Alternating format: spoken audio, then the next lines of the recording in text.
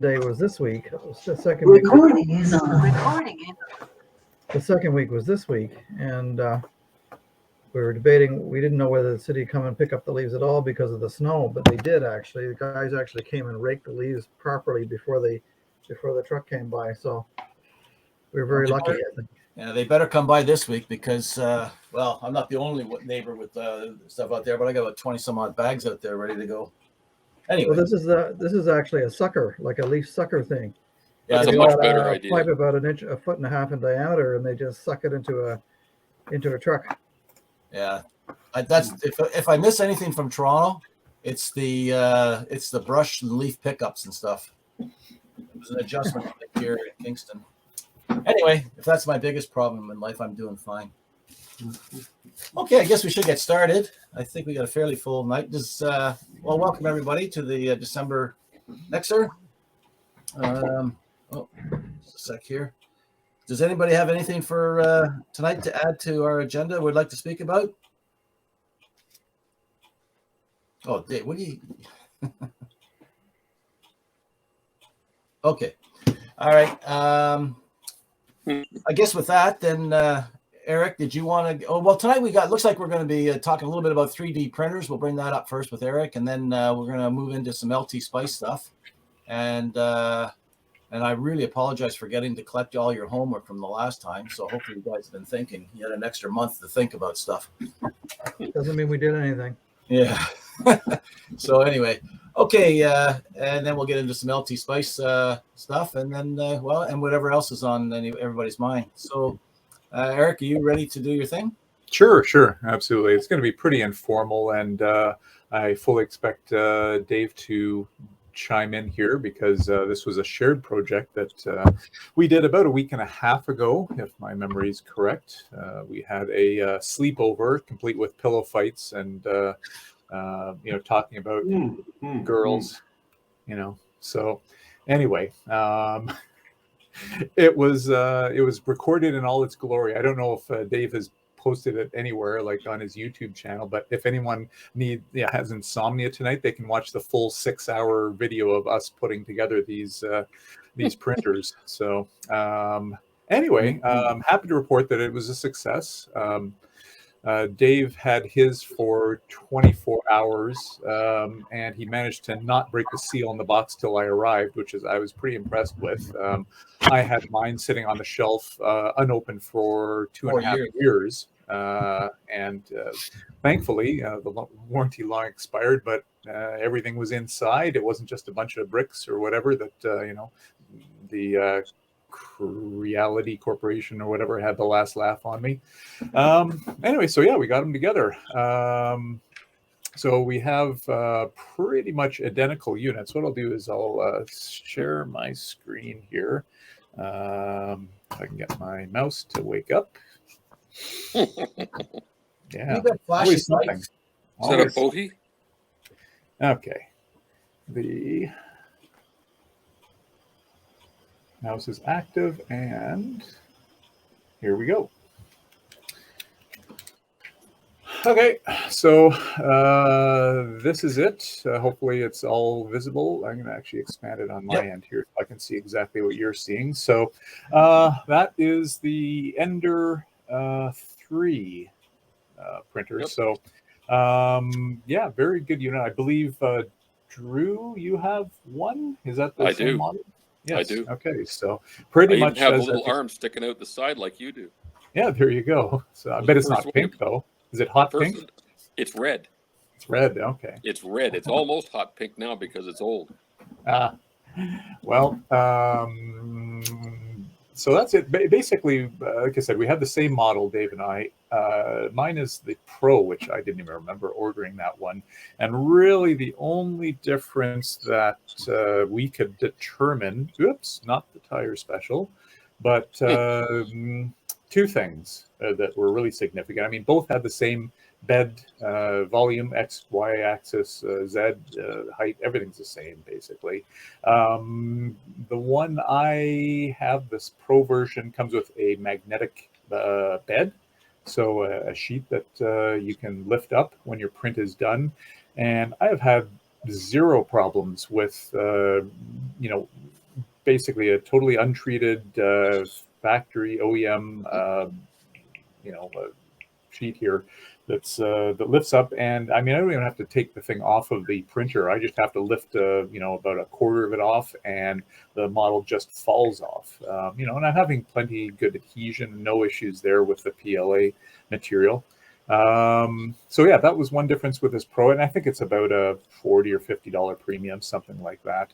The only other significant difference is an upgraded power supply. This is a Meanwell brand power supply, which I'm sure most of you are familiar with.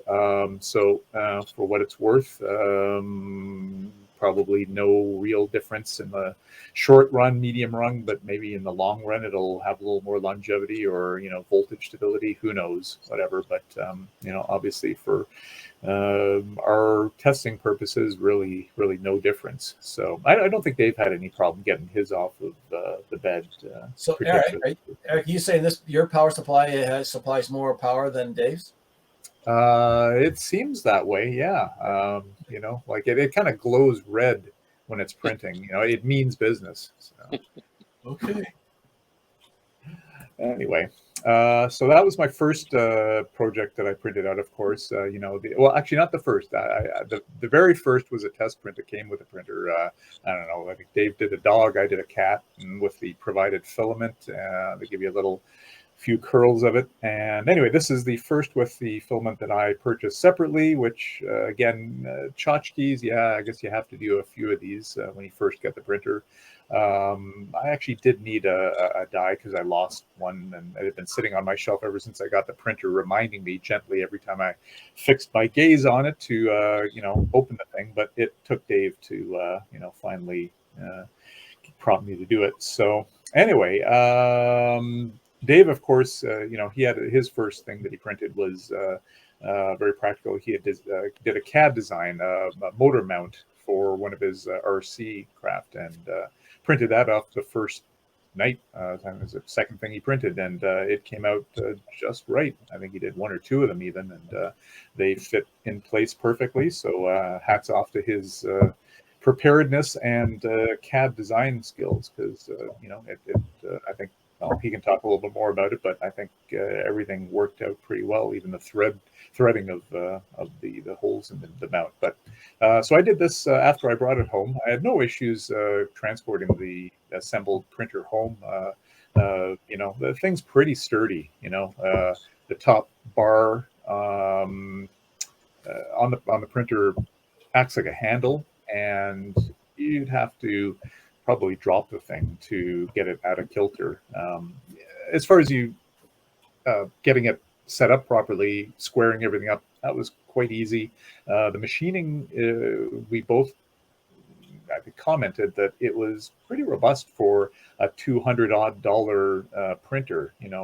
Again, pretty impressive that they have come up with this caliber, I guess, for such a reasonable price, about a third or a quarter of the price of the Prusa, which is, I think, kind of the, I don't know, the more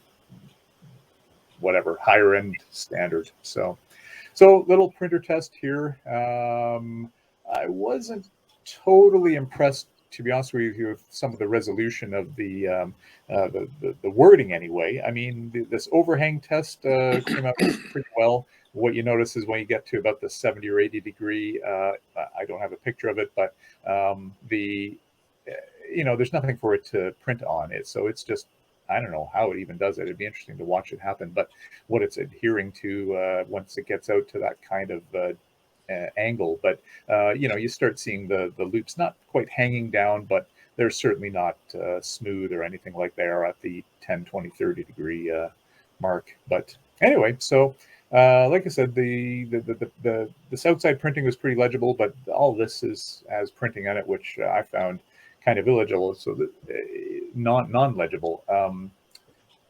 I was a little bit, I wasn't sure, like, is it my printer or is it something else? So anyway, I printed another one that actually came out quite a bit more distinct. You can see the printing on this one quite sharp. So I have a feeling it has more to do with the design. These printer calibration test things are a few years old, but these are two of the most readily available ones that I could find on Thingiverse. You see, I mean, various tests. The stringing test is another measure of, I guess, perhaps your filament quality and some other things. I just started doing some tests here. These are standardized rings in the back, basically a stack of rings that are, I think, starting at 25 mil, 20, 15, 10, and 5 of the top that you can just see the bottom of. So you check the X and Y dimensions on them with the micrometer and see what kind of error you get. And then you can compare it to some sort of industry standards. Well, it looks like you got the spider web down, Pat. Yeah, that worked out pretty well. Anyway, so that is mostly what I've done so far. This is going to be my first radio-related project for the printer, which is a missing knob on the spinner here. When I purchased this used unit at the Icon, missed that, so I'm going to have to, I guess whatever, come up with something that'll go into there and do a little bit of measuring and CAD design and go ahead. I'm just getting familiar with the FreeCAD software. It's a bit of a learning curve to get comfortable with it, but that's my own personal first thing that I'm going to do that's related to our hobby. Second thing, to justify it to my better half, is she was asking me last fall, like, well, I can't find these things. They're hooks for a gazebo that we have, and you can find various ones on the internet, but they're not quite the same. They don't quite fit in the channel, most likely. So, ta-da! Be able to design one of these in the CAD program and have some replacement hooks. I mean, they're going to be hot pink, unfortunately. Hopefully, she doesn't mind that too much. But hey, maybe I'll pick up a spool of black too to work with it. But I have a roll of ABS, which unfortunately at 1 a.m. or whatever, I decided, hey, I'm going to use a spool of gray PLA and put it on, and it ended up creating what's I've come to find out is called the spaghetti monster on the bed, and didn't adhere, wasn't hot enough. So a couple goes at that didn't work. So I have yet to master that material, but the PLA is pretty dead simple to work with, honestly. It's pretty tough. You can control the amount of infill in your slicer program, as it's called, that you feed the CAD design into. So you make it as dense or not dense as you want. But the stuff is pretty tough. It is plant-based too, so I didn't realize that PLA is like derived from corn and starches, I think, something like that is treated to create this material. So kind of neat. You can compost it, but it takes, I don't know, many years to compost in your backyard composter. But I don't think there's really too many things. I mean, burning is probably one of the better things to do with it, rather than just ending up in a landfill where it'll just sit. So at least you can speed up that process and toss it in. So next time we have a outdoor event, one day at Eric's, we'll have a burning of the PLA. Bring all your PLA, those of you that have printers. So anyway, that's pretty much the journey so far. So pretty happy with the results so far. I would highly recommend, if you're at all interested in it. As you see, that support that I printed was the first practical thing, but it's kind of neat that you can start designing things that attach to your printer and make it more robust. You can get all kinds of add-ons, which is the nice thing about this platform, that boost up let's say the tightness of the springs that here. So this is not an auto leveling by default. You can get auto leveling attachments that are microcontroller, but otherwise you're just doing it by hand. It's really not that hard a process, and if you don't move it around much, I mean, it's probably a good idea to double check every time you do a print. But if you're just doing one after another, I've found mine stays quite level. But anyway, there's springs you can get, like replacement springs that are going to move less, I guess. But really it's the knobs that are that are going to move on you, I guess, and just various things to upgrade it, make the thing a little bit more robust. But bottom line is, it's a pretty good unit. You do have to. It doesn't have a direct connection to a computer, so you have to swap little micro SD cards in the port back and forth between your computer and once to bring the files over. The screen is okay, but it's not. Whatever, it does the job, but it's pretty basic. I think there are a lot of things, like I know I've been aware for many years of this product called Octoprint.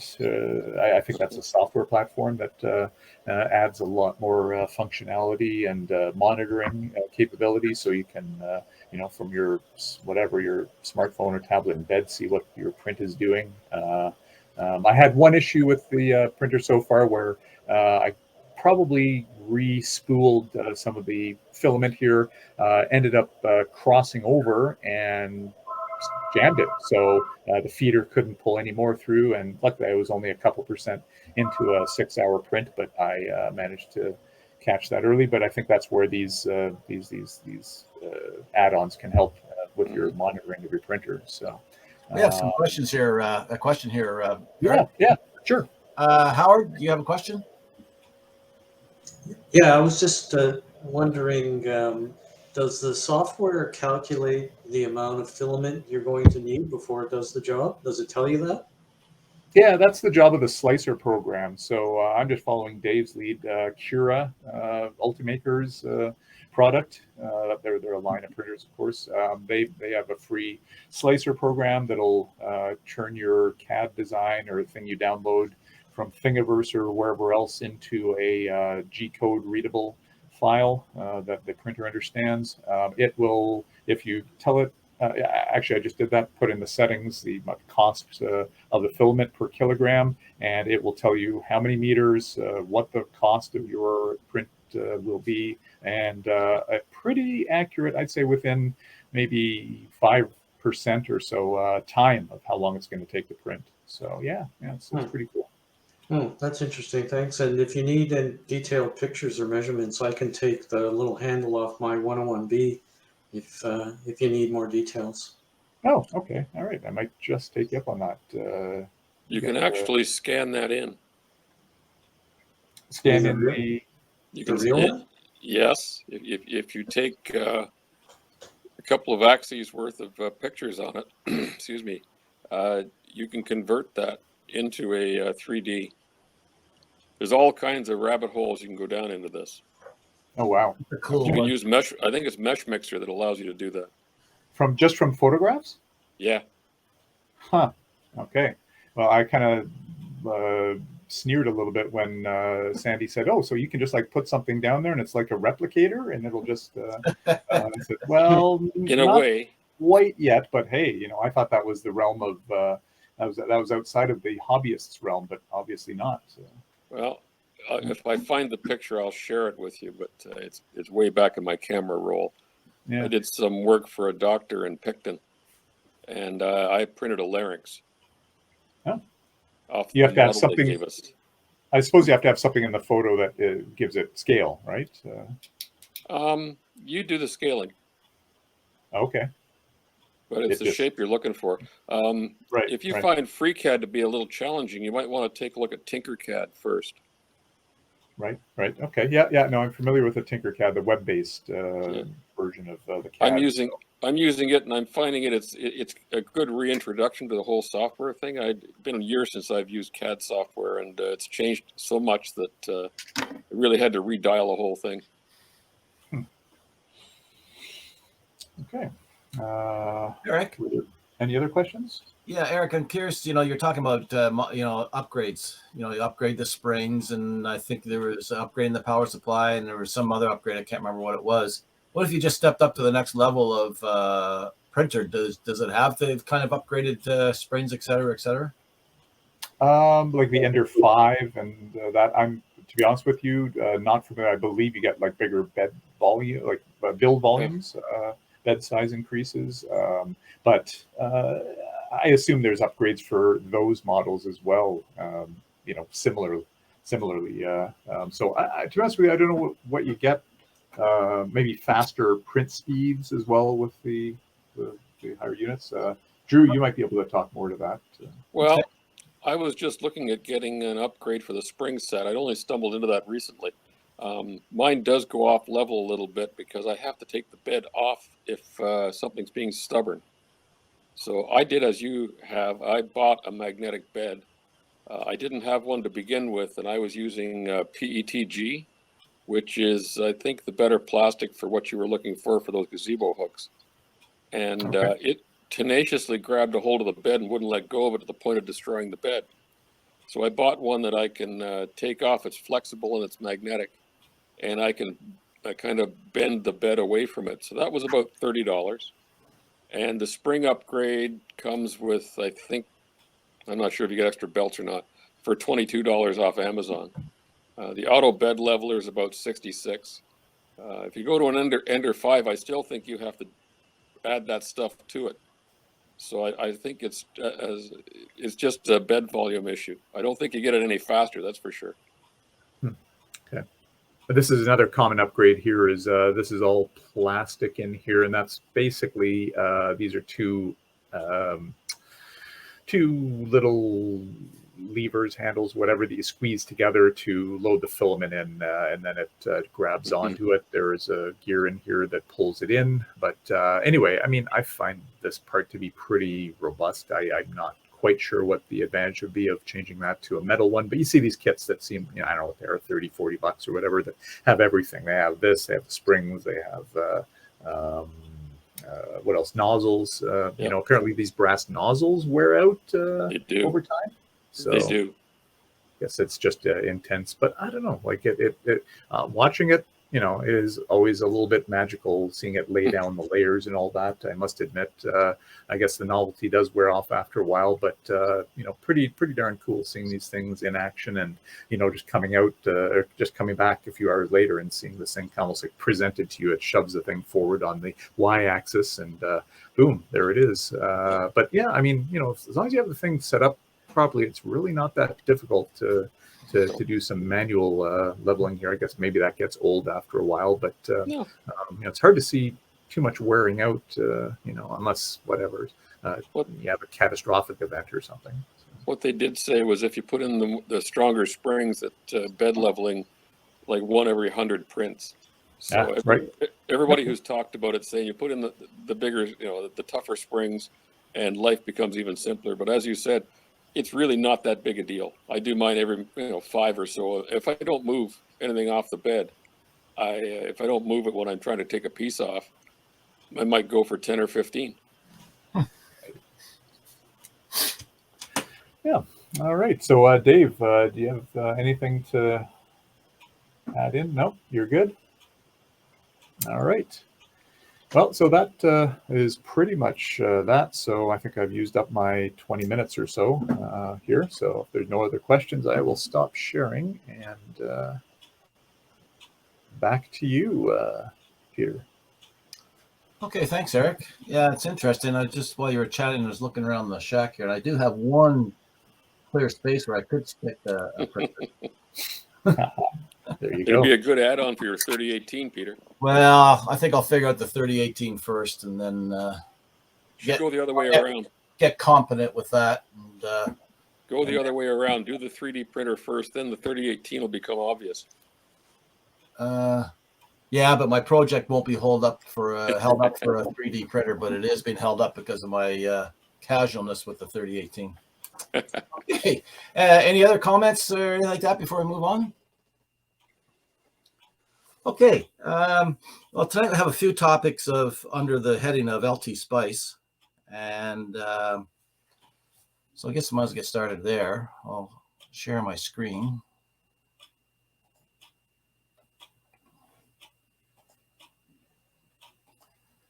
I got several simulations, so if you guys start getting bored, let me know. But I'm assuming you can see that. Can you guys see that? Yep, I can see it. Okay, good. I guess it was the last time we got together with LT Spice, we talked about the using variables. And that's when I asked, give it some thought and come back at whatever next meeting and see if we can think of some other ideas with some variables. I did have one reply. Thank you, Dave. So this here, I've got the next step with using a variable, but in a bit of a different manner, and also introducing another type of a function. So basically here, what I've got is a simple amplifier. I'm going to do an AC sweep, decade type, 100 points per decade, and the frequency at the moment is 1 kilohertz to 200 megahertz. What I've done here, everything else is standard. If you remember with the that 2 meter low pass filter, the variables were the inductors and the capacitors. Well, here I'm making a variable in the active component, the transistor, and I'm calling that QNPN. So over here, I'm using the step parameter, and I've got the QNPN, and I'm using a list. And this time I'm going to go through the values of 1, 2, 3, and 4. Now, what 1, 2, 3, and 4 are representing, if you come down here with the models, because as you can see here, what I'm doing is I'm changing the different models. That's what my variable is going to be here. So the first model is going to be a 2N 3904. The second one's the 222, and third and fourth, et cetera, et cetera. Those two other transistor models there. Now, what you need to add in here is these letters here, AKO, and that stands for kind of. And I don't think it's a documented item in LT Spice. I haven't looked in the help file to see if it's there. It is certainly in the wiki for LT Spice as undocumented, and I think there's there might be 1 or 2 YouTube videos on it. But anyway, you need to throw that in there. So what will happen is, as the program will go here to 1, come down to this model, and then produce the line for that, and then number 2, number 3, number 4, etc. So I've got to find that now. So when you run it, this is what you get. And here you can see the characteristic curves of those 4 transistors from 1 kilohertz up to 200 megahertz, and you can then pick whichever one you want for whatever reason. If you want to zoom in a little bit closer to those areas, you can do that. And again, if you remember, you can right click and then view, and you can get your step legend, which will tell you each run. So the green is run 1, which was the 3904. And I think the blue one was the 2222, and I forget what the other 2 were just off the top of my head. Oh, 2219, I guess, was the red, and then I forget what the fourth one was. So that's another. Oh yeah, and of course, and just as a quick review, you can do the select steps, and then you just can pick one, whichever one you want, or maybe you can pick 2. Use the control, and then you just have the 2 there. And if you're interested in just another quick here, if you're interested in maybe going in just into the HF range, then you can just change into here to, let's see here.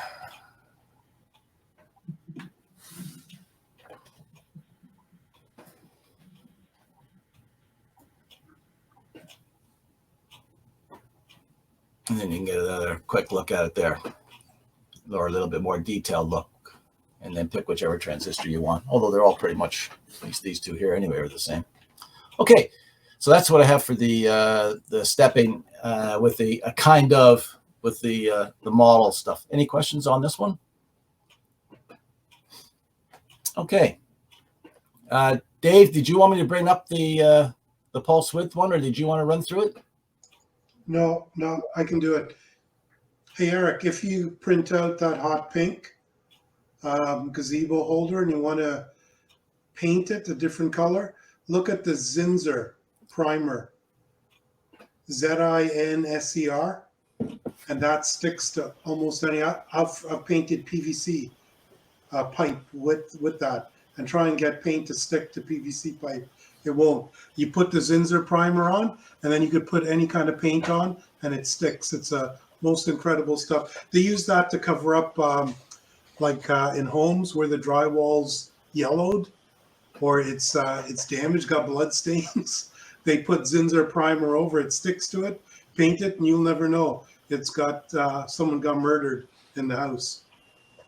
Okay, that just comes in a can. It's like Yeah, it's a can. It's a spray. It's I got some here. brush on or spray on? Can. I use it for my models, for rockets and stuff, right? Painting certain things. The paint won't stick to it. Okay, Dave, I stopped sharing, so I'll tell you what. If you want to take the that next one, and then I've got a bunch more. Then we'll come back to me, and I'll show the other spice sims that I have. Sure. How do you share your screen again?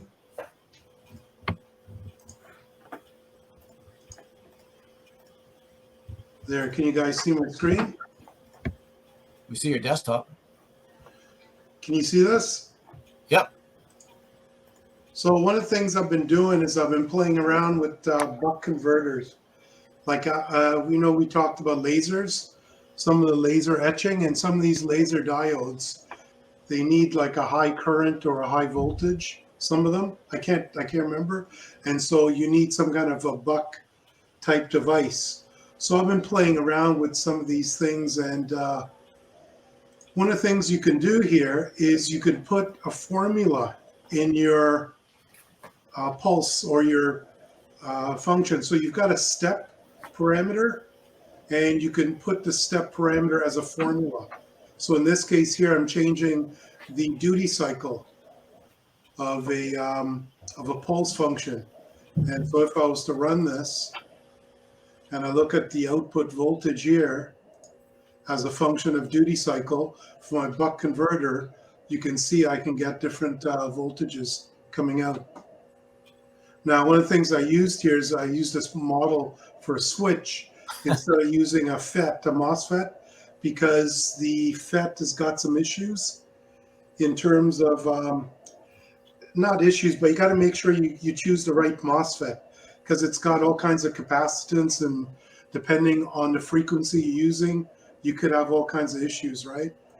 So the other thing you could do is you could just go in here and change your frequency. You know, if we go to like a 10 microsecond period, you know, and you could rerun this and so forth. So anyway, I've been playing around with that, but I just want to show that it's possible that you could use formulas within your step parameter. And if you go to,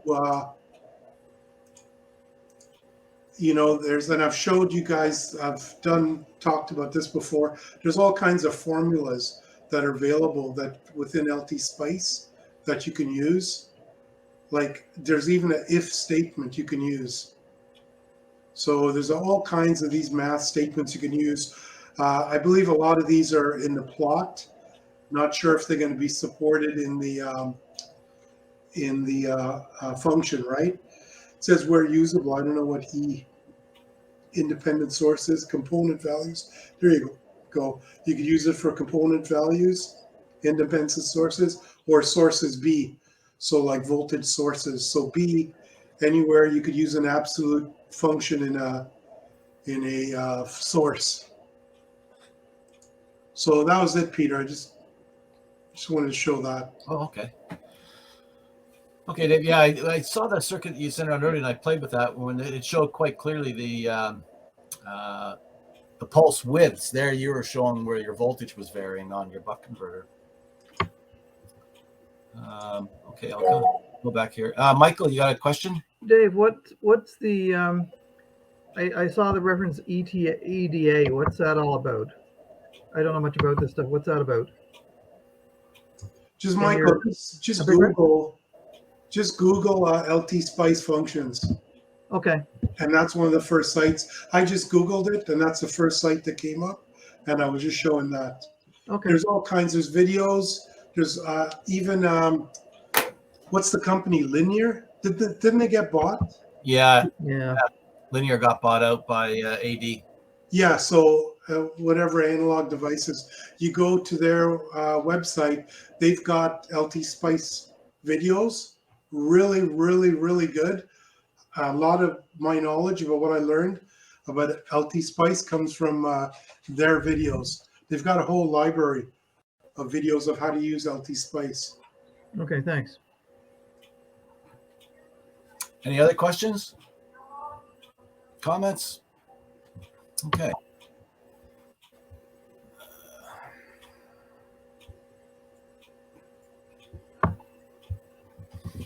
Okay, just to go a little bit further on what Dave was talking about, earlier today, I had a couple of email exchanges with Dave on this particular subject, and basically the same idea as what Dave was showing, but just going to show it in a different way.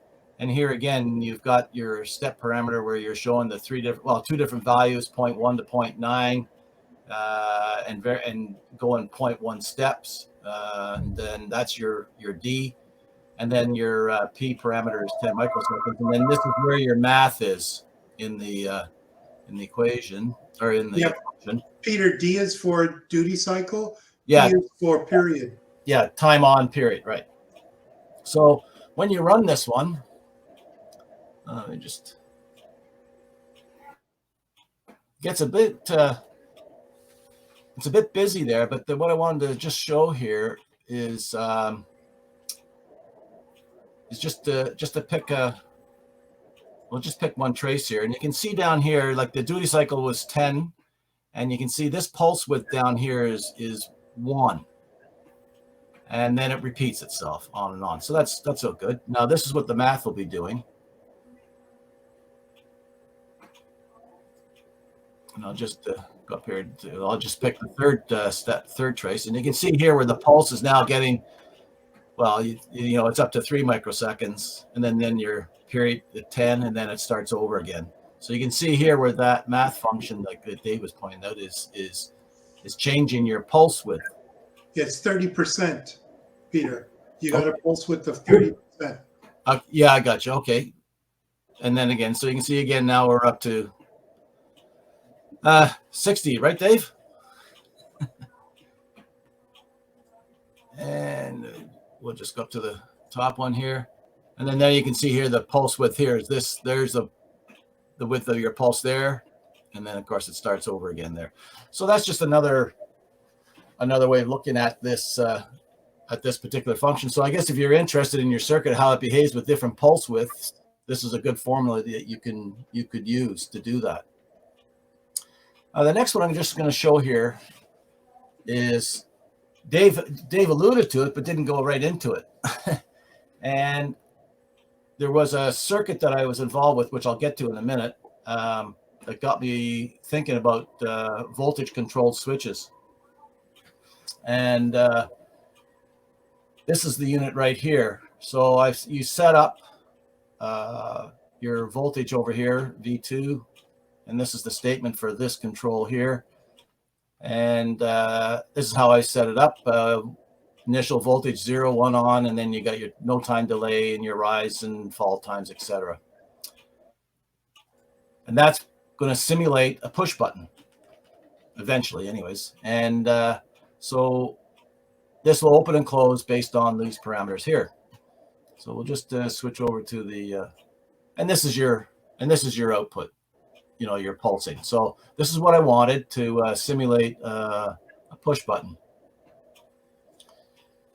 Now, what got me going on it was this, and I won't get into all the big details unless somebody asks, I suppose. But a few weeks ago, a conversation started locally here about push to talk. And in this case there, one of our local hams uses this circuit here you push the button, and then that initiates the PTT and keeps it engaged. You can release the button and your PTT stays active. And then you push it again after you finish talking, and then it drops it out. So I got curious about how the circuit worked, and here's the circuit that he uses. And this is why I put in the voltage control switch in order to simulate the activating of the push button.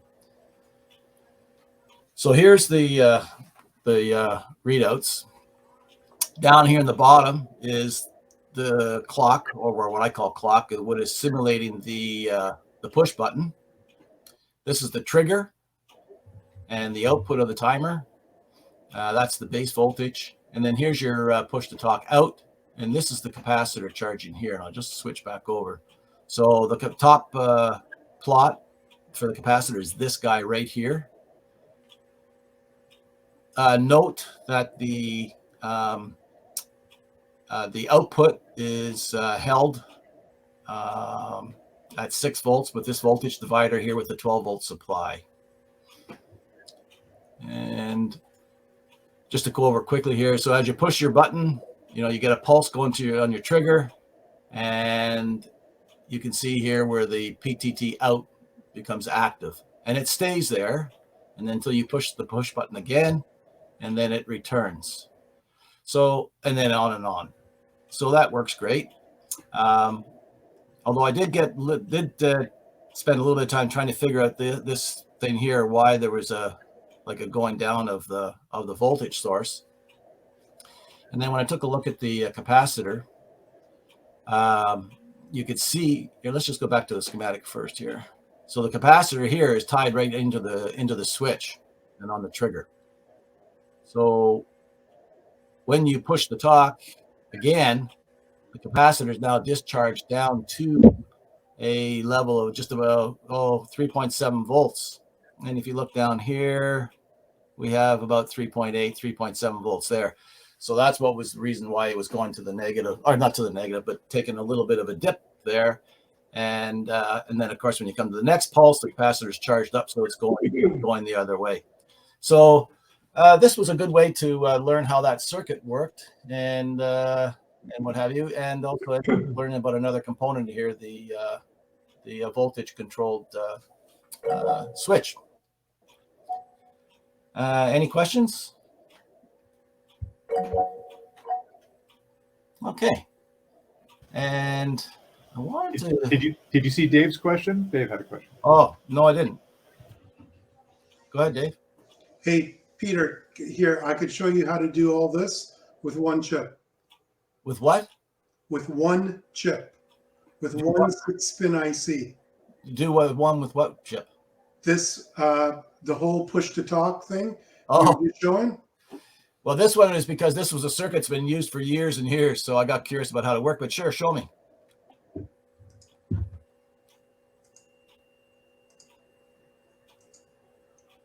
Can you see my screen? Yeah.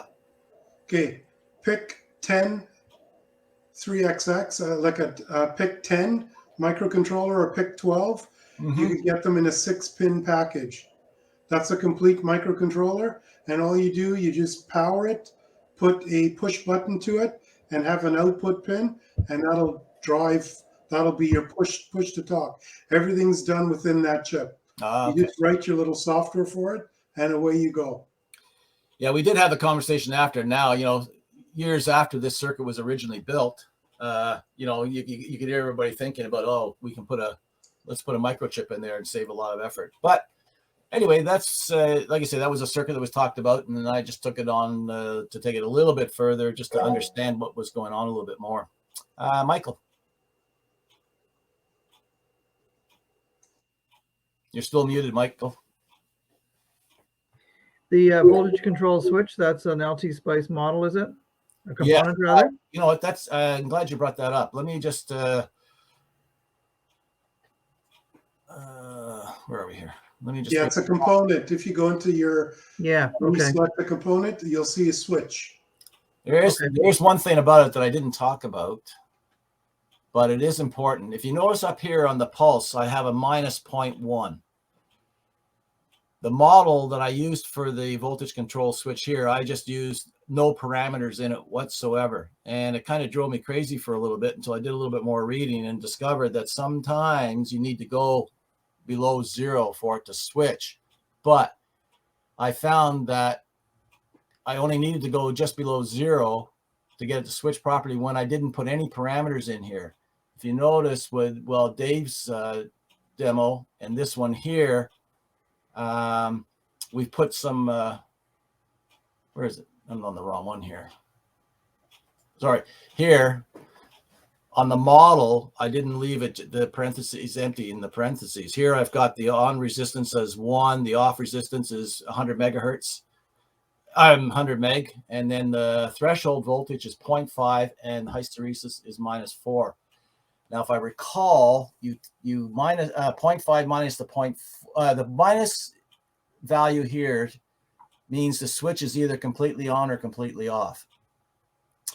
You take 0.5 and minus off the 0.4, and the switch does its transition at 0.1 volts. That's if I recall correctly. Anyway, if you put some of these parameters in the model, then you won't need to, going to 0 will work. But if you just leave it blank, as I did here, then you're going to, or sorry, right here, I left it blank. Then you're going to need to put a little bit of a negative voltage in there. And D3 on the right-hand side, is that what is that? Is that an LED? Oh, yeah, I just threw it in there. In the actual circuit, it's a relay. Okay. So there's actually an LED model, is there? I think I went looking for that once and couldn't find it. Yeah, it is an LED model within LT Spice. Okay. Here was a manual button, but I didn't bother finish it off because, well, I was more interested on how this stuff here was all working.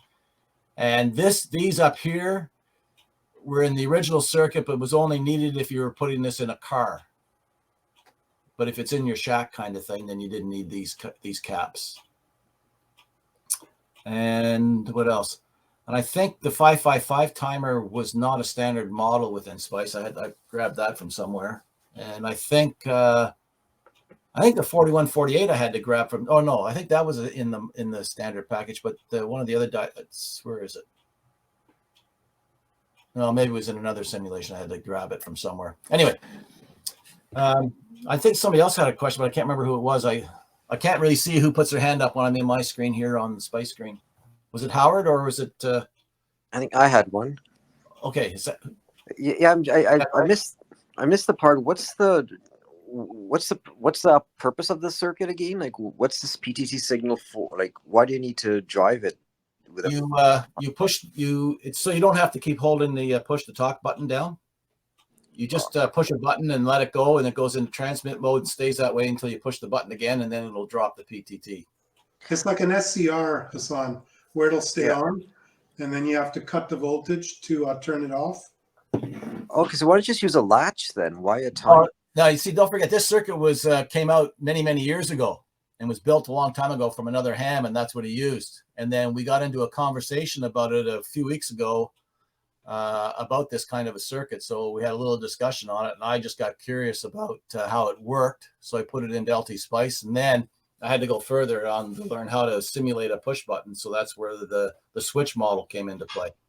I see. But I mean, if you were going to build this, if I was going to build this circuit today, I would not do this. I would go out and put a microcontroller in there, like Dave suggested. There's an elementary I see called a latch, and you just use that.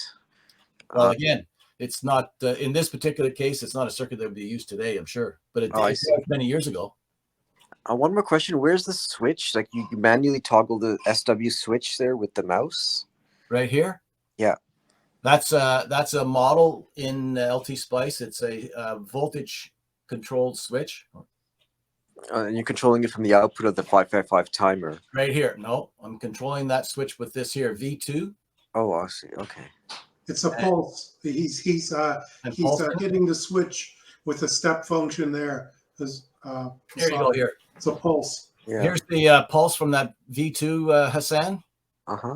And then here's your PTT out. So I hit the pulse here. PTT goes high, stays high until I hit that push button again, and now it goes low.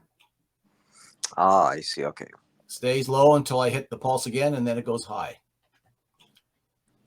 Oh, okay. Interesting. Okay. It's almost like a counter, Hassan. You can even use a counter here, right? To count the number of pushes. You can even use what's it called? A step down or whatever counter. Yeah, but I mean but I'm just trying to. The classic way to do this is use a flip flop or something, and that's what you need to do. That's right. You use a flip flop, and then your input is into the clock, and every time you push the button, you toggle it. So much simpler than a 555 timer. Well, there's lots of things much simpler than the 555 today. I guess with this thing you can control the rise times and stuff, so there may be some benefit to doing it that way. Well, in Spice you can control the rise times. Now I won't do it here, but out of curiosity, that came off a question earlier, was what happens if you really pulse the things much quicker, and if you get too quick, then yes, it will miss. This capacitor won't charge up high enough in order for the trigger to see the transition, so it will not shift. So it does miss if you but that's a theoretical thing, because you're never going to push the talk button that fast, right? Right. Well, the button can push itself that fast. Remember switch debouncing and all that problem? Yeah. Actually, that might be the reason they use this circuit. Yeah. Oh, because it debounces as well. There was an issue there, and it was in here, and I can't remember. I think the original circuit that came out did not have this in it. And if I recall, sometimes when Rick was saying that when you powered it up, it could go into transmit mode. So he added this in. Okay, so and that took care of that problem. Right. Okay. All right. Now I understand why they need this. Yeah. One more question. Why is R9 disconnected from D2? Because when I started to put it, I realized it's a manual button, and why am I going to put a manual button in there?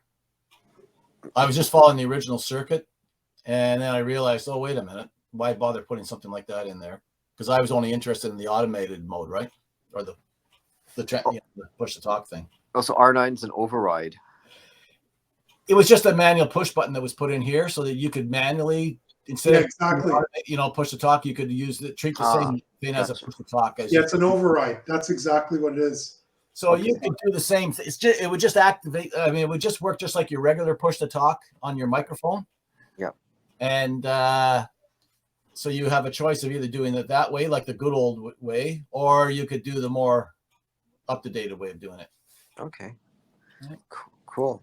Thank you. Just cut it out. Anyway, the circuit was just really, in my case, was a learning exercise on just kind of how it worked. I wanted to see how it actually worked, and then of course, out of that, I also learned about voltage activated switches. Yeah, Peter, this reminds me of I don't know if you've ever used Echolink. A long time ago. Yeah, remember in Echolink, you just tap the space bar and you talk, and then you tap the space bar again, and it will turn off. Yeah, this is exactly the same thing. Exactly. Yeah, this reminds me of that. And actually, how the conversation originally started was one of our hams here. He's got this ICOM, and it's got this kind of functionality on the in the hand mic, but it's caused the odd little problem here and there. So then the conversation switched over. Oh, hey, you know what? I've got this kind of circuit sitting in my shack. Well, not my shack, but another ham shack. And anyway, that's the genesis of this whole thing here. But the good out of it is that I'm getting a little bit better at doing things in Spice and learning some new things. So it works out. Any other comments on any of this stuff so far? Okay, and just remember about this little negative or zero in your model for the voltage control switch. If you use it, if you can remember that, might save you some agony. Peter, one more thing. Your switch model seems to have hysteresis and all that, so it's like a super ideal switch. I suspect that the reason for using this 555 timer is you want the timer to give you all that hysteresis and goodness and stuff like that. So you might as well put in a model for a really noisy switch, and then see how it works. There's a model there where I don't know if you were here when we first started talking about it, but there's the switch parameters you can put in it: on and off resistance, and the threshold, and then a hysteresis value. Yeah, so what you want to do is take out hysteresis and all that, and then basically make a switch that gives you, like, I don't know, a bunch of pulses, like really fast, like a microsecond apart or millisecond apart or whatever. Well, that's what this is doing.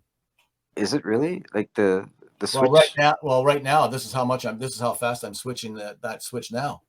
That's not fast enough. You want to do it like really quickly, and then there should only be the PT. The timer should reject all the spurious pulses.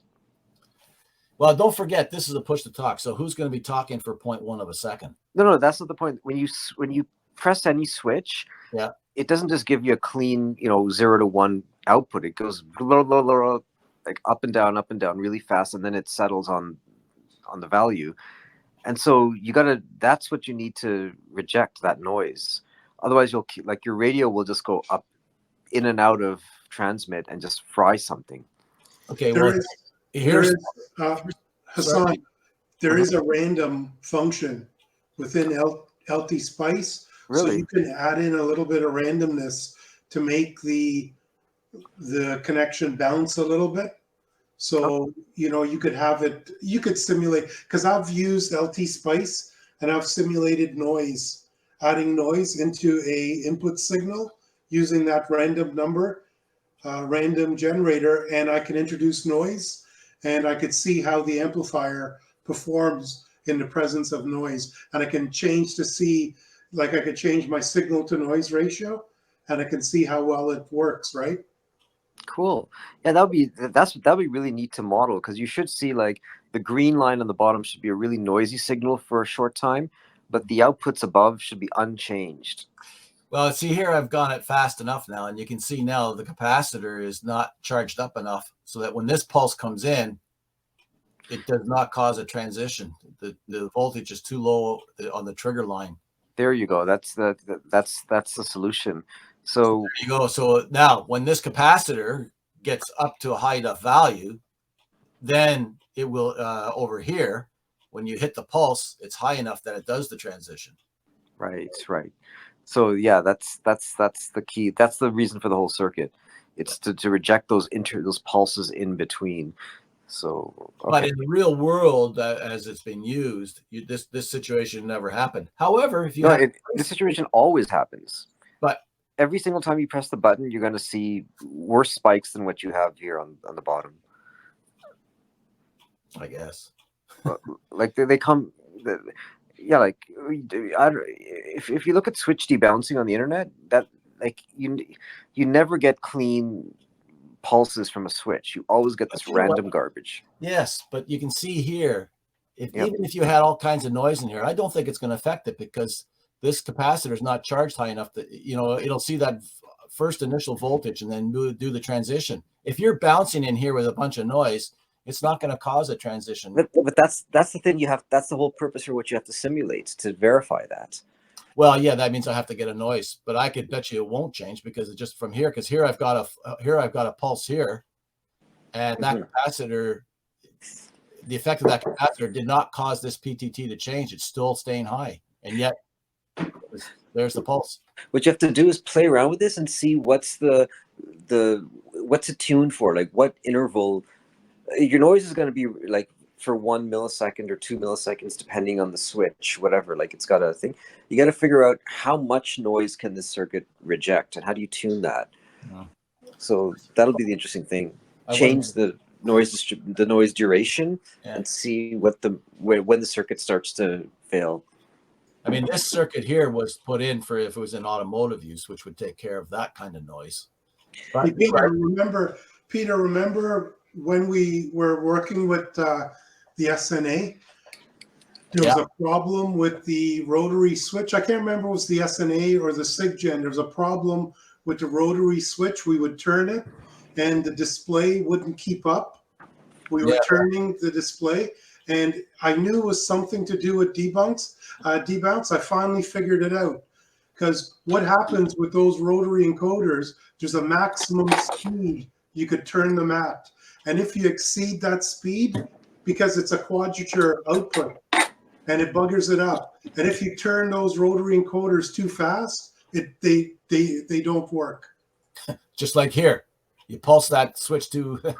And so what Hassan's saying about debouncing is really important, because with that rotary encoder, I thought it was debouncing, and I kept debouncing it and doing all kinds of stuff. But meanwhile, we were just exceeding the number of revolutions per second that rotary encoder was rated for. Yeah, okay. Oh, that's interesting. Yeah. Was that it, or I thought there was a bug in your code, Dave? No, that was it. That's it. No, after it just I stumbled across that Hassan about like 3-4 weeks ago. I stumbled across that. It's like, oh, I didn't realize these rotary encoders have a maximum rate at which you could turn it, because it is a maximum. And if you think about it, it's a mechanical switch inside that's flipping. And if you've got it going too fast, it doesn't have time to latch on, right? And so you get all kinds of noise coming up. Yeah, but how fast are we turning it? Like a few hertz? These things are only rated for like, I don't know, like a couple of revolutions a second, like 1 or 2 revolutions a second. Right. They're not rated to be taking them and winging them around like really fast. They're supposed to be turning them, at a reasonable pace. Okay. All right. They're cheap compared to like the stuff you've got in your radio, which you could just zing around, but that's got a lot more. I think those ones are optical, right? Probably. Optical encoded rotary encoders as opposed to a mechanical, right? Yeah, I know. Those switches give me such I don't know what the word is, grief. I'm just dying to use a high quality encoder like my radio has. Well, go to DigiKey and spend the money. The last thing I wanted to show here was when we were reviewing these this low pass filter with all these waveforms on it, I couldn't find a way. I lamented that you couldn't just hover your mouse over a waveform and find it. So we went through kind of what I did in order to eliminate the waveforms I wasn't interested in to get to the ones that I wanted. And then Dave pointed out to me, yeah, you can. And it's funny, I viewed the video that he referred me to a few times, and I kept forgetting about what they told me. So I'll see if I can remember how to do it. So you left click up here and bring up your cursor. And if you're interested in let's just say for the sake of the argument, we're interested in this red form down here. What you do is you hit your arrow key and you bounce your arrow key down, and you can see it going through all the different runs for the different waveforms in order. So I'm just keep going down till I get to the red one. So now we're down on the red one, and if you right click, it now tells you, okay, that was on the 27th run. So now you have the information in there. So if you remember what we went through to get through all that, so I kind of figured there was a better way of doing it, and it turns out there is. So again, if you're interested in this green trace, just alter your up and down keys until you get to the trace that you're interested in, and then right click, and that trace form is on run 13 of your simulation. So you don't have to go through all that nonsense that I went through to find the values for that particular waveform. Does that make sense? I hope so. Okay. All right, that's what I have on LT Spice. Are we all spiced out tonight? That was really good, Peter. It's always interesting. There's a lot to learn, I just sort of scratched the surface of LT Spice, obviously. Well, all it means is once you start entering your circuits in there and you start playing around with it. Like I never knew anything about voltage source switches until I started to mess around trying to figure out what Rick was doing with his 555 timer. And then when I realized, okay, how do you automate a push button? So you kind of look around a little bit, and then you see this stuff. What is it? Okay, well, let's take a look. It's kind of like how you learn, right? Yep. Put it in and go with it. Yeah. Peter, did you put that entire circuit from scratch? Pardon me? Did you create that entire circuit from scratch? In Spice, I didn't build the circuit. It's right. The circuit that you use. But in Spice, I put it in Spice. Yes. Yeah. Okay. Yeah. I started to do a Pixie circuit in Spice as well, but I can't get it to work yet. Okay. Any other comments? Anybody want to bring up anything? Yeah, there's a saying, what is it? Necessity is the mother of invention. Yeah. Well, in this case, necessity is the mother of learning LT Spice. It's once you got something you got to do, you'll figure it out. And there's some other things in there that's piqued my interest as you're going through one thing, you're stumbling across other stuff and you're like, oh, I'll have to come back and play that. And Dave alluded to it a little bit earlier. And one is noise and introducing noise, because there is a noise function in Spice, but I think it's going to take more than just one or two reads and playing around with it, but we'll see what happens. I don't think you used the noise function, right, Dave? You just did something else, right? Yeah, I think I used a random number. Let me see if I could find the circuit I used. Okay. I'll show you guys. Because I know there's a noise function in Spice. I think they have two different types of noise, and I forget exactly which ones they are now. But that might be another good one function to learn. Another one is outputting and inputting wave files in your simulations as well.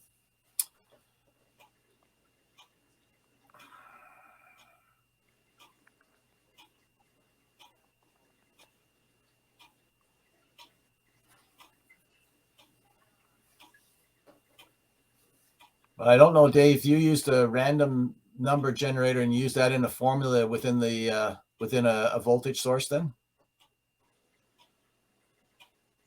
Yeah, let me find it, Peter. I can't remember. Like I did this like 5-10 years ago. So let me find it and I'll show you what I did. Okay, so we'll carry on then, and then we'll go from there when you find that. Okay, any other comments? I found it interesting that you could get the software to choose between different transistors and basically review the circuit performance on a per transistor basis. You can swap out components and optimize it. Yeah, there's a couple of other ways that you can do it. You can also, for a matter, actually, you can do another thing too. You can take a particular transistor model, and you can also make the variable, say for example, beta of the transistor. You can vary the beta value if you want, although I'm not sure why I would do that, but you can.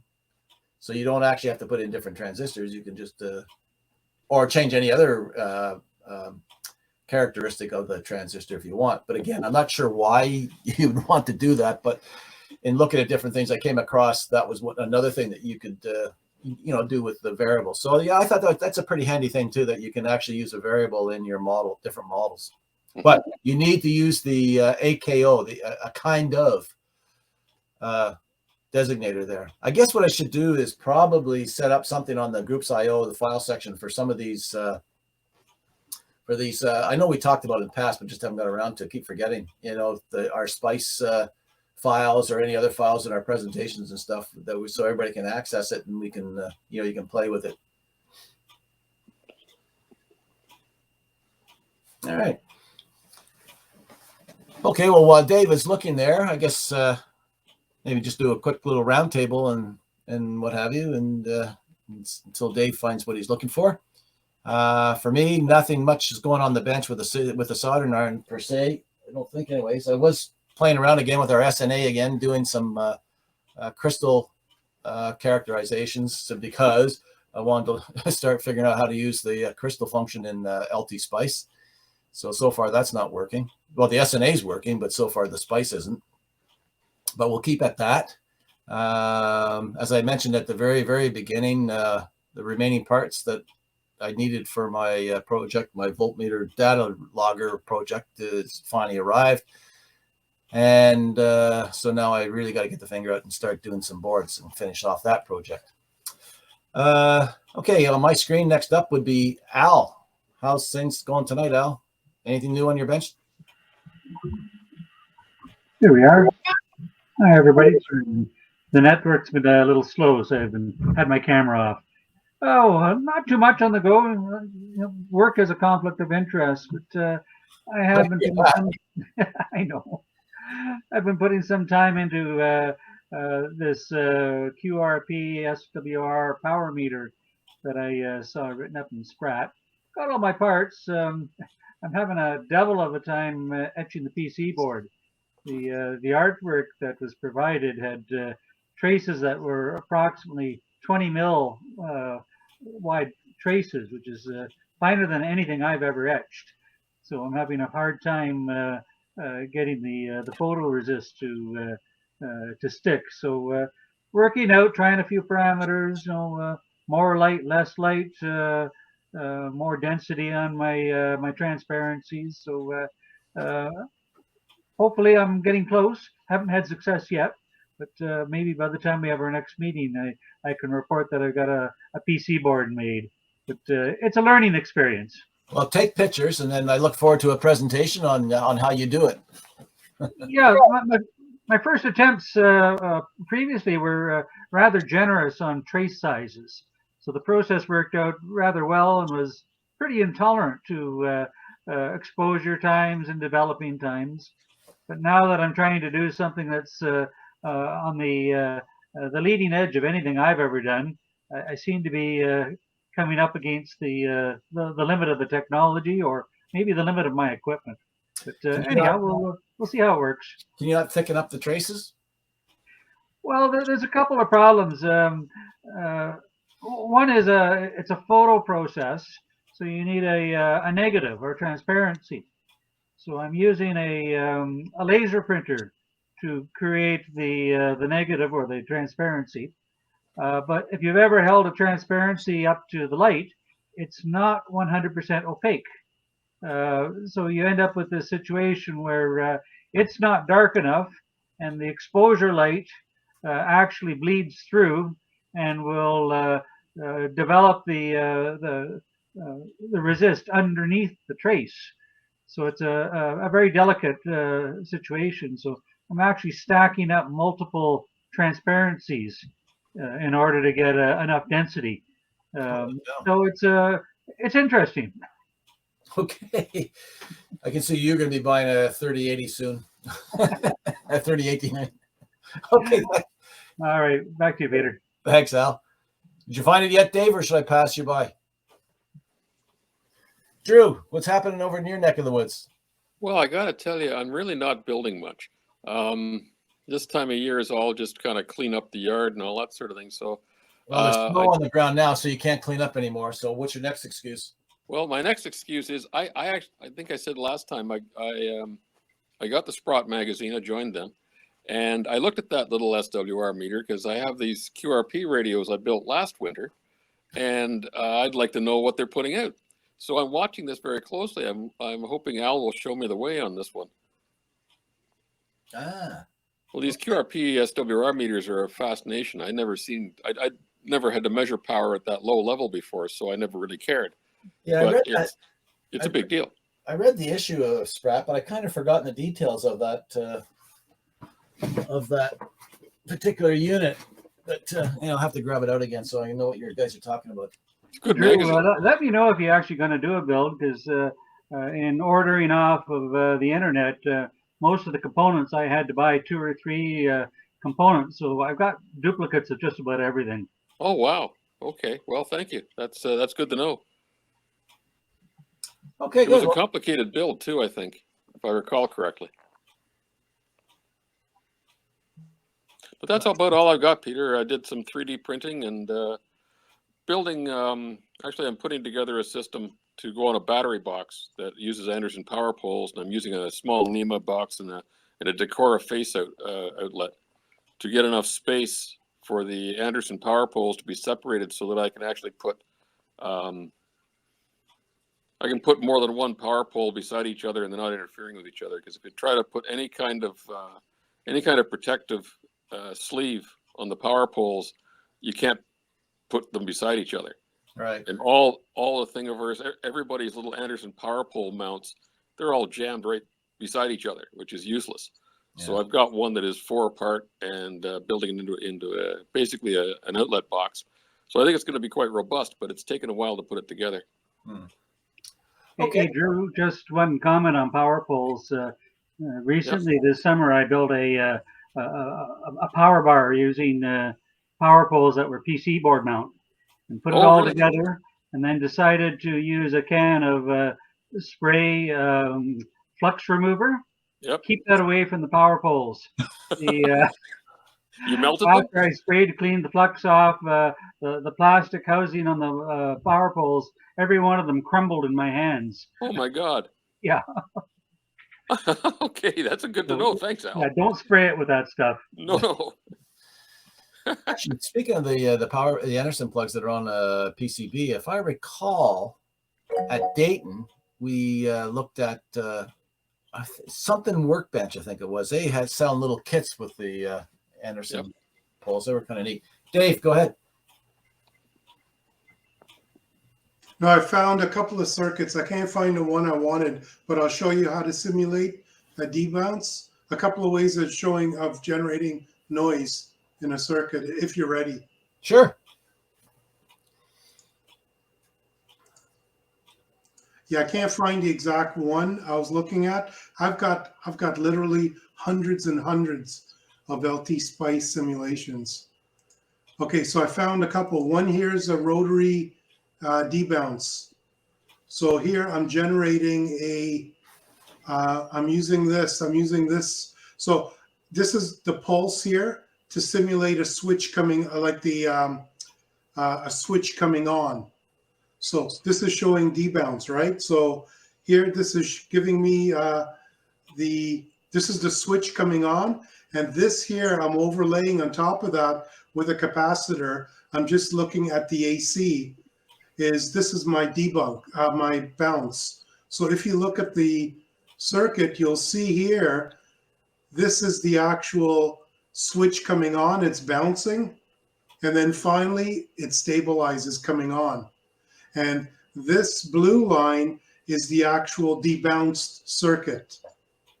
So if you look here, here's the debounced circuit where I'm using a RC filter.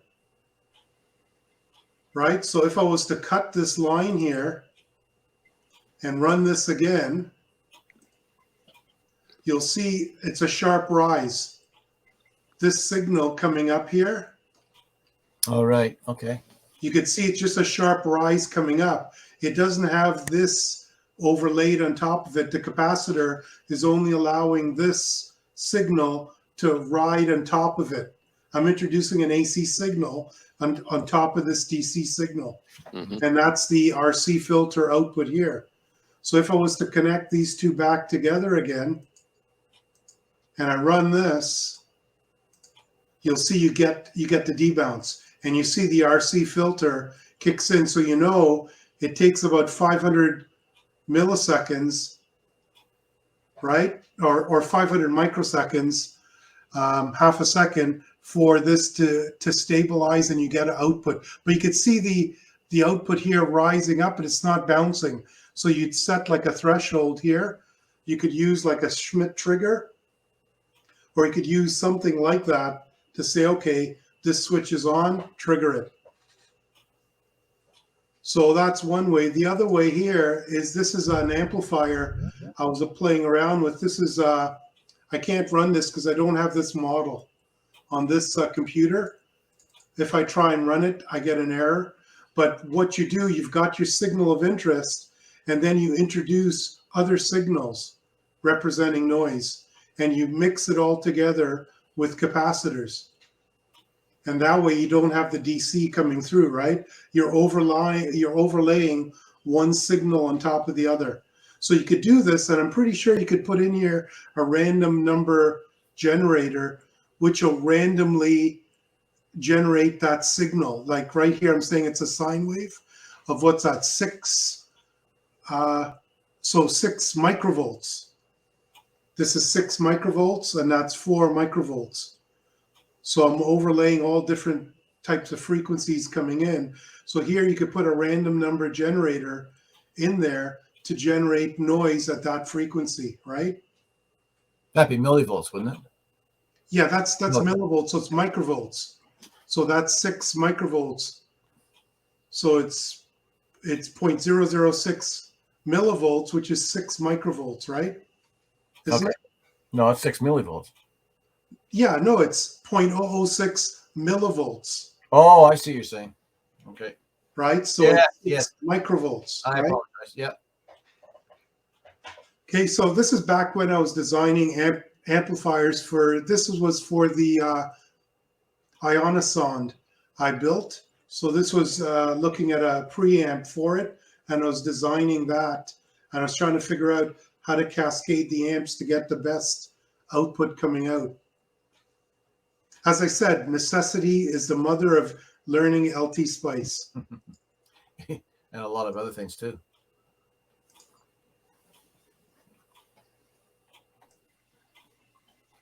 That's good. Thanks, Dave. Anything further to add, Eric? Or are you project out for now?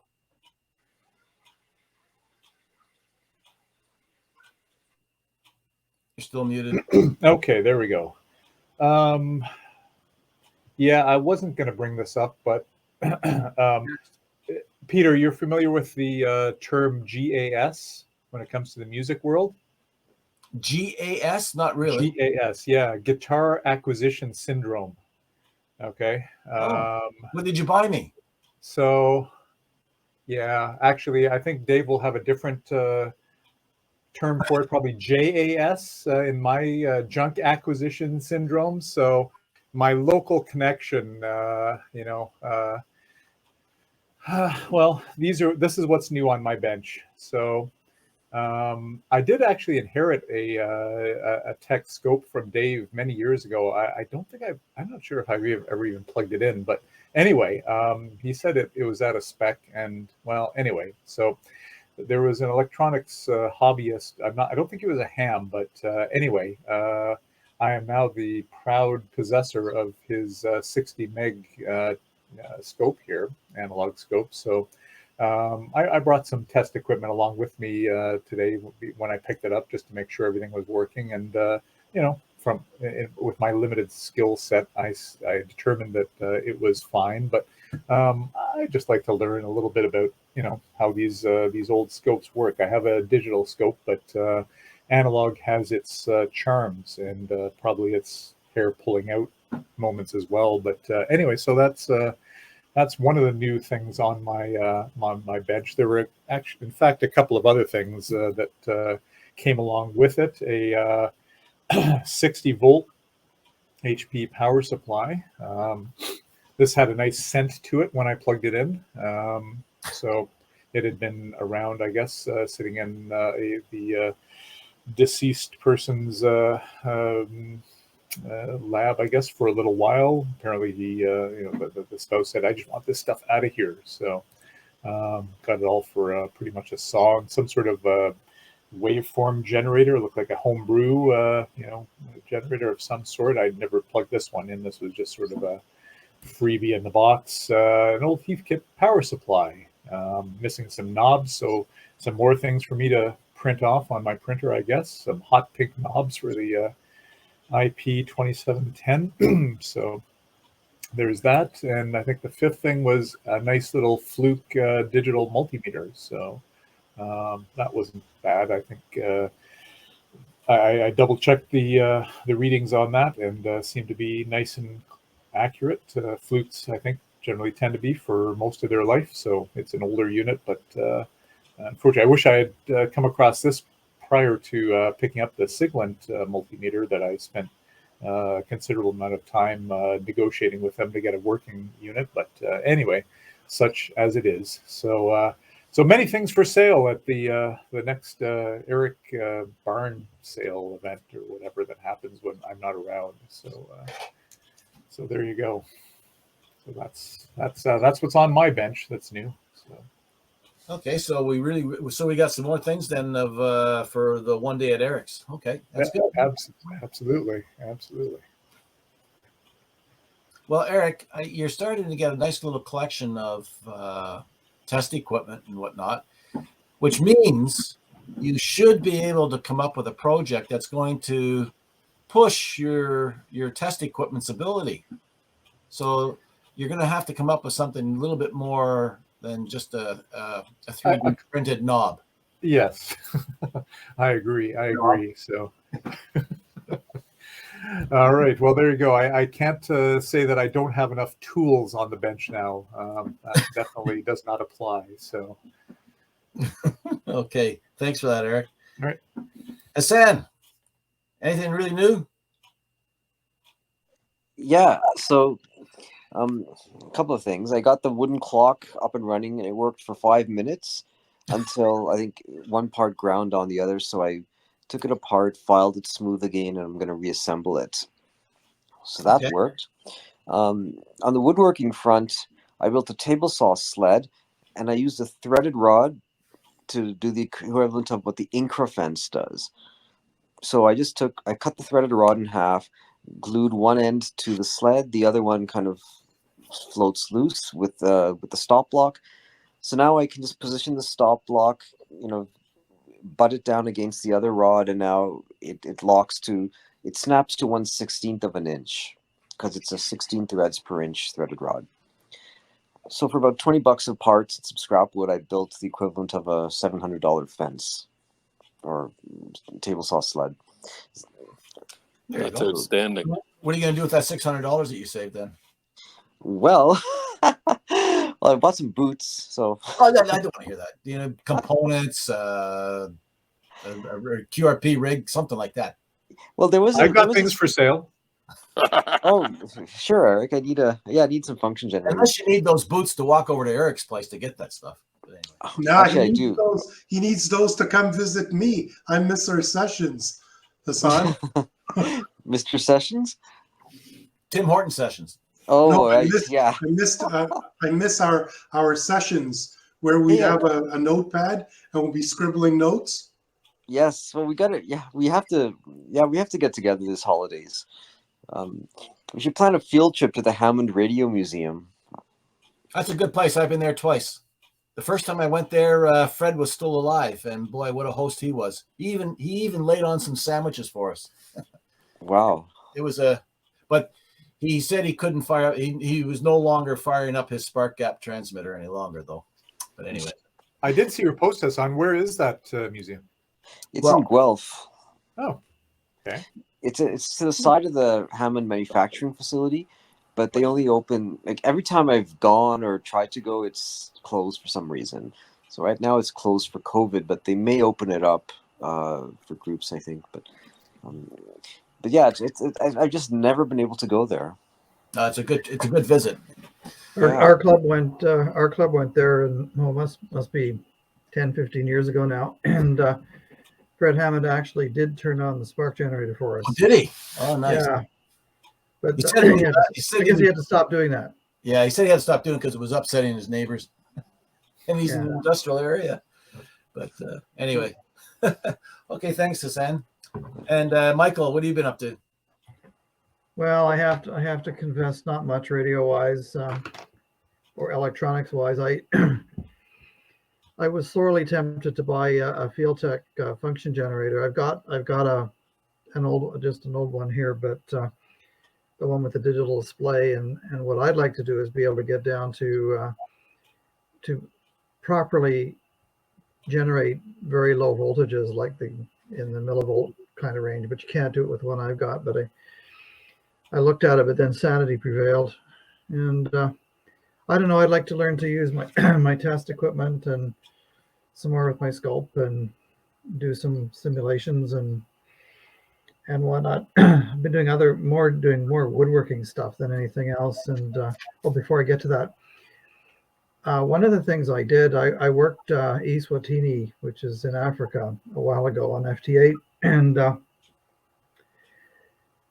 I sent in my log to get the log verified, and they ignored one of my FT8, like it didn't show up in club log, that one of the FT8 contacts, the 17 meter contacts. So I emailed the guy who does the logs, and he told me that they weren't actually operating at that particular point on 17 meters, which I thought was interesting because I actually have in my log a 17 meter contact. And you can see with FT8, you see all the details in the ADI file.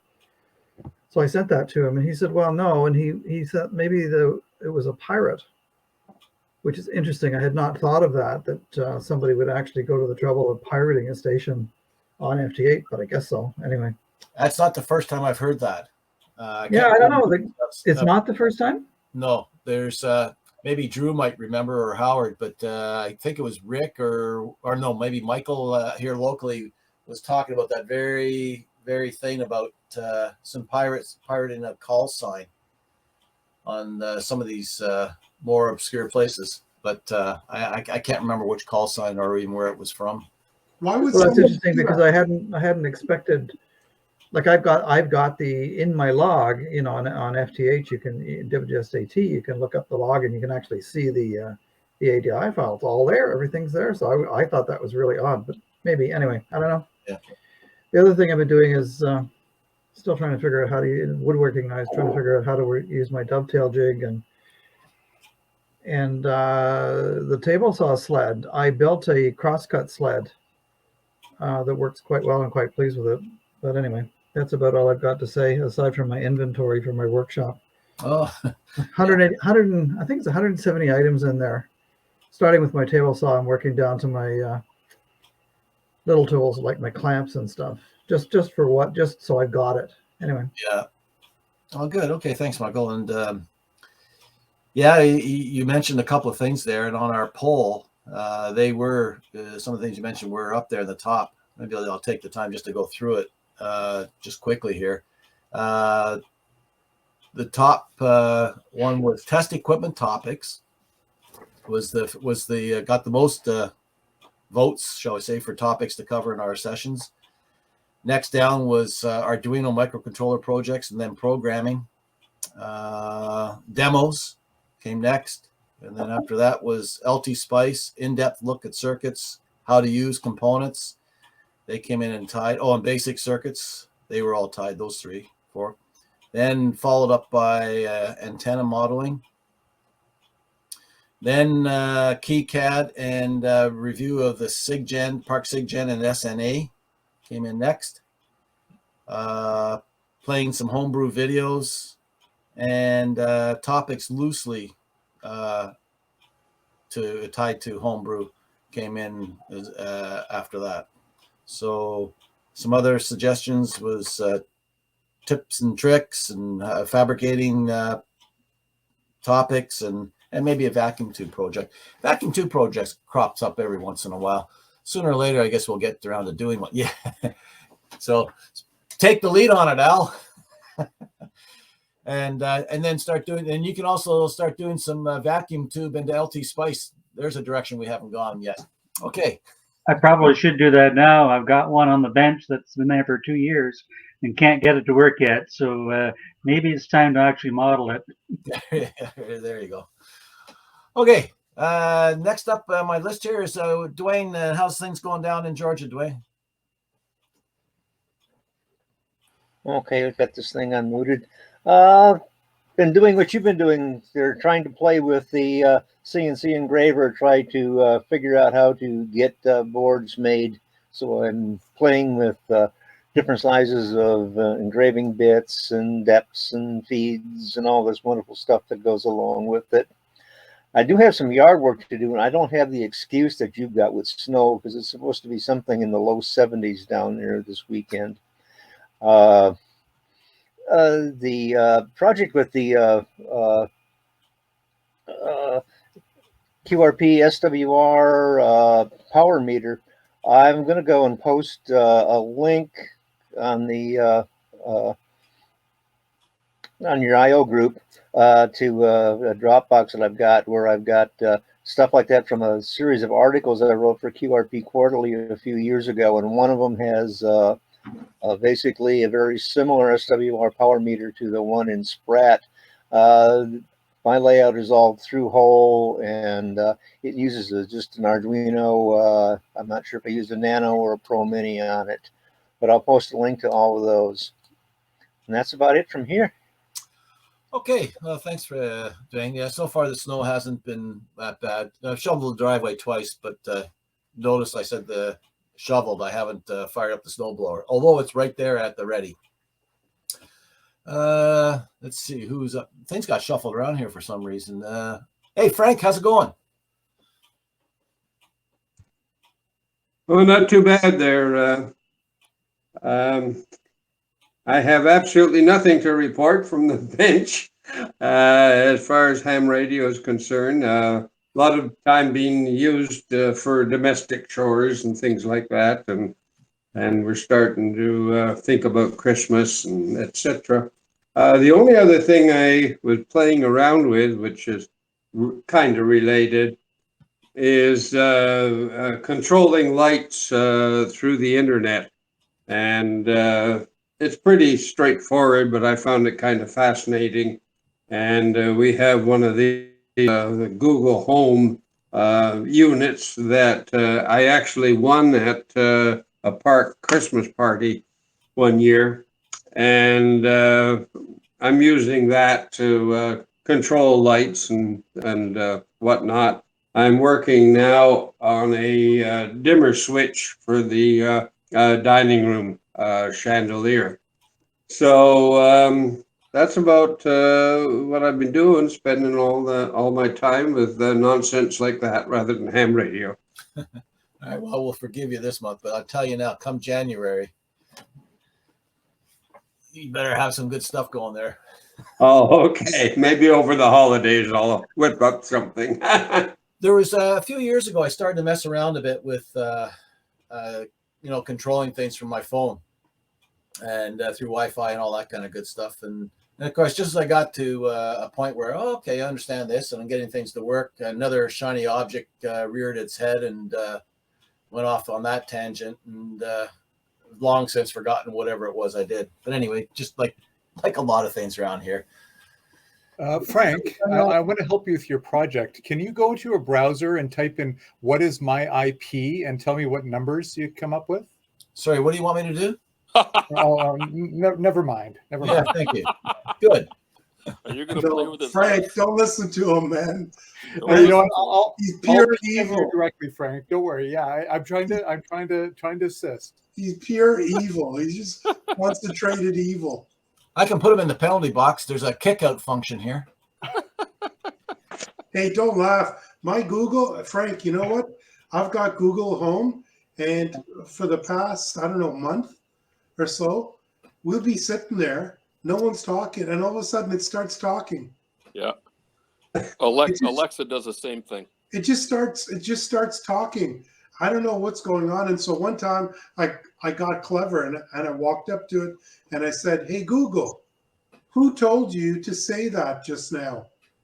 And it stopped and it came back and it said, "Please rephrase your question. I don't understand it."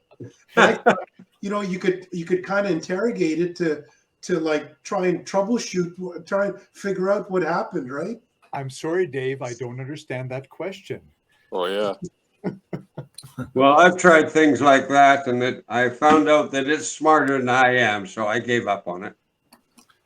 What I can't believe is that the sleepover, Dave gave me unattended access, physical access to his, his infrastructure. Okay. Actually, he took 5 minutes to go pee or whatever he did or whatever, and I can't believe it. Anyway, did you notice an uptick in the strange things going on in your house in the last week and a half? Go nuts, man. Go nuts. Okay. With that, and last but not least, Howard, what's happening up in your neck of the woods? Oh, not very much. For last year, Howard. Come on. Yeah, I know. But the LT Spices interest me. I've been looking at that because I have a little project to add on to the QDX when I get around to building that. So that's been very interesting. So I've been experimenting a bit with that. And then thinking about how to test that tuner without using my radio, just in case something goes wrong. So I'll have to think about that. You have a signal generator? Yeah. Although you won't be able to get much power out of it. No, that's what I thought. Like some way to put a dummy load on one end and then try it without the radio. I mean, I could use the QRP radio if something happens versus the ICOM, but not sure how to check that. Like it powers up, but I don't know about, if it's shorted or does something funny. Well, probably nothing would go wrong. You just have to, just check, make sure everything's good, and then fire it up and away you go. Yeah, hope so. But okay, that sounds good. Okay, we've come to the end here. Anybody have anything else? Any last minute comments and whatnot? Okay, good stuff. Well, thanks everybody for joining us tonight. We got up to about 10 tonight. We have our December meeting on the 15th, the regular meeting. I'm not sure if Ken will be back for that one yet or not. But until then, we'll see you guys then. So 7-3, and thanks again for joining us tonight. 73 to all. Thanks, guys. See you later. I'll talk to you tomorrow, Peter. Yeah, that'll be great. Yeah, anytime, Michael. Like I said, pretty flexible. Okay, tomorrow afternoon. Okay, thanks. Cheers. Good night.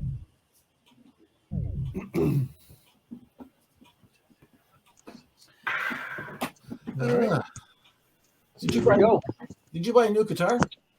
I did not. No, these are all the old ones. They're just a little more visible tonight for whatever reason. I changed the orientation of my camera, so that's all.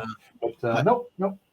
This week, this past week, I've been going heavily on with the Cream Song Sunshine of Your Love. So I've been trying to do learn Clapton's lead break on it. Okay. So I'm not tearing my fingers apart. They're tough enough that I'm not ripping them apart. They're getting sore.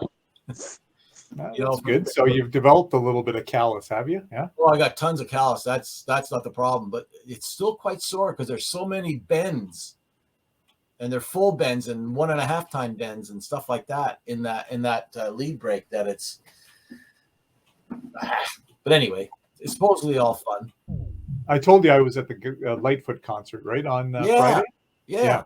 So it's funny. Sandy was asking me, like, is he actually doing the chords with his left hand? And you could tell, he certainly wasn't going at it, full tilt. He could probably strum some chords, maybe not the fancy. Yeah, that's all he was doing. He was just strumming the chords, and that was it. Did he? I'm just trying to think. Did he have a? Yeah, he did have a backup. Doing some of the fancy the fingering and all that. So I never followed him. I've never seen him live or watched videos of him, so I really don't know if he's mostly just a rhythm player with just a little bit of lead stuff, or is he a very good lead guitarist? I'm not sure. So he may not even be a good lead guitarist in the first place, or a proficient lead. So maybe he's always had somebody playing lead for him anyway. I don't know. Yeah, I guess I'd have to see a video of him or a recording of him in his heyday or whatever, right? So yeah, and then you'd be able to tell then, probably. Right. Who else was it you saw? Oh, you went and saw what's his name there, Collins, eh? And then Genesis on the night before on Thursday. So all of those guys are fine. Mike Rutherford and Daryl Sturmer. They're still perfectly able at 70, 71, something like that age to, actually, I think Sturmer's a little younger, but, no problem keeping up with everything. Even they had zooming in on Tony Banks' fingering on the keyboards, and, he didn't miss a note. So he almost looked bored while he was playing, like he's done it so many times, I guess, right? Whatever. At least the others had a little bit of, sort of, I don't know, whatever. It's hard to describe, but Banks was, I don't know, he was looking dour, but I guess for English descent, that's easy to do, right? So, yeah. But Phil Collins wasn't in good shape, I guess.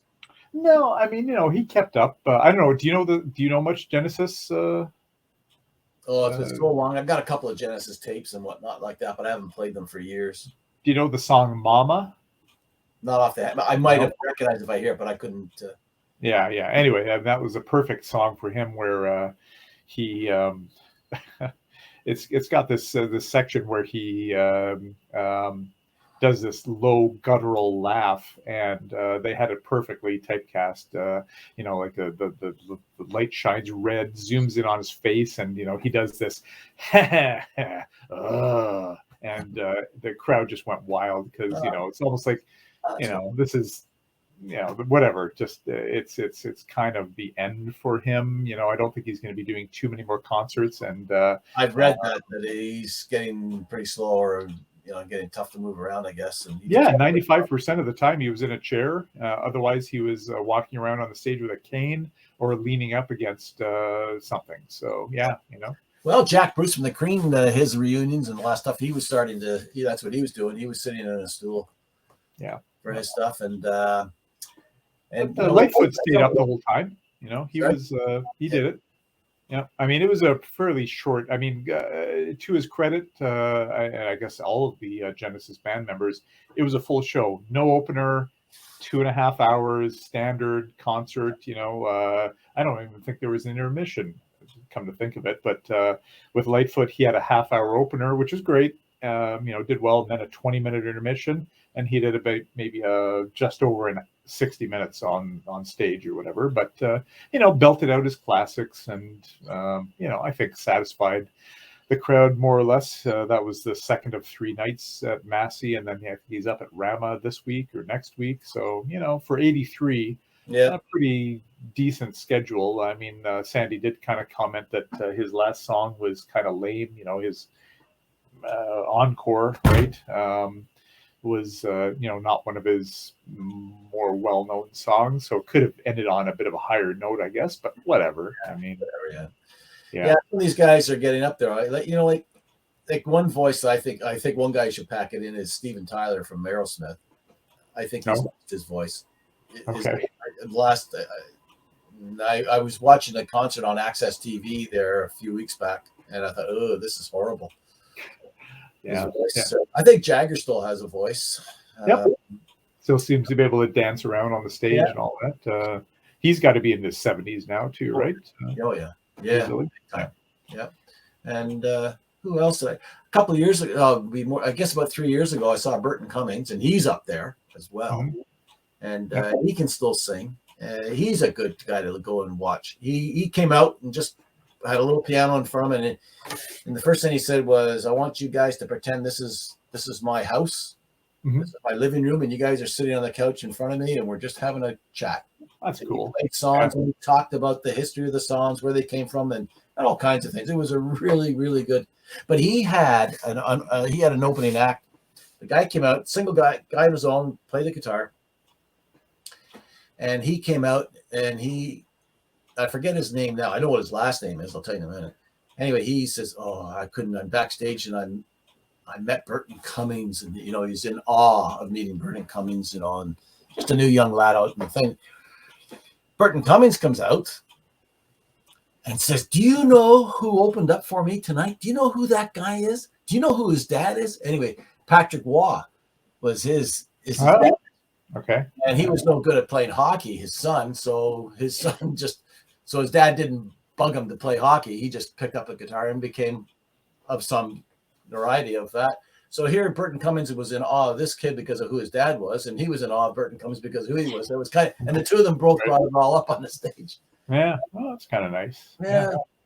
Well, I mean, at the Genesis concert, the nice connection to the, I guess, future or whatever, is that Phil's son Nick was on the drum kit. So he's Phil is 70, Nick is 20. So he did a fine job, didn't miss a beat, literally, and he did really well. So there was a story a while back.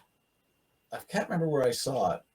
Anyway, Phil Collins had moved into this area, and anyway, I guess he's been there for a little bit or whatever. And this old lady came down the street and knocked on the door and welcomed him to the new neighborhood and said to him,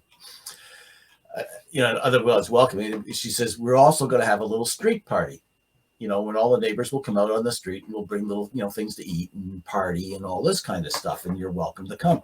So Phil says, "Oh, okay, that'll be great. Would you like me to bring me and the boys come down and play some music for, kind of thing, right?" She says, "Oh, no, it's okay." She didn't know who he was.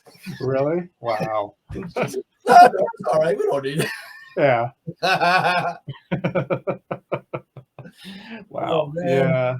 That's interesting, whether that's true or just apocryphal, but yeah. That's why I say I can't remember where I picked that up. But anyway, Yeah. Story, Yeah, no, it just shows you what like Phil's suffered from alcoholism for many years. I think he's kicked the habit, but diabetes on top of it, and then the resultant nerve damage, and he's fallen a few times. So yeah, just body is wearing out, I think, and whatever. I guess he's been through multiple marriages, divorces, and he had a few off-color jokes, which was kind of, he still has a sense of humor, which is kind of nice. One at the expense of his son, which was mentioned in the news brief on it afterwards. But it was definitely a worthwhile concert to go to. That's the first time I've ever seen Genesis in concert, and I mean, I've been a fan of them for 40 years, so whatever, how many more opportunities am I going to get? This might be the last, right? It will be the last, I'm sure. Yeah, I think so. I mean, there's no new material, it's all just rehashes of their old, but anyway, so yeah, it was time well spent. So good stuff. Yeah. All right, well, I think Okay. I'll go pour myself a drink. Yeah. All right. Well, I just finished my last whatever little bit of the Blood of Cthulhu. That was from the Sawdust City Brewing Company up in Gravenhurst. So we'll actually be up there next week. We're up for another week at our timeshare. So okay. Good stuff. Yeah, I got to figure. I got to get a new brew pot because I can't brew beer until I get an induction-friendly brew pot. Okay. And the local guy here doesn't sell them. Oh shit! So I guess I'll have to order something online. Anyway, what you could do is you could just put a steel plate on top of your induction and then put your thing in it, right? Yeah, I've heard that, but then you thought, what? Maybe I should just. Yeah, it's kind of whatever, defeating the purpose. So, that's right. True enough. Yeah. Anyway. Okay. Anyway, good meeting. All right. Good meeting.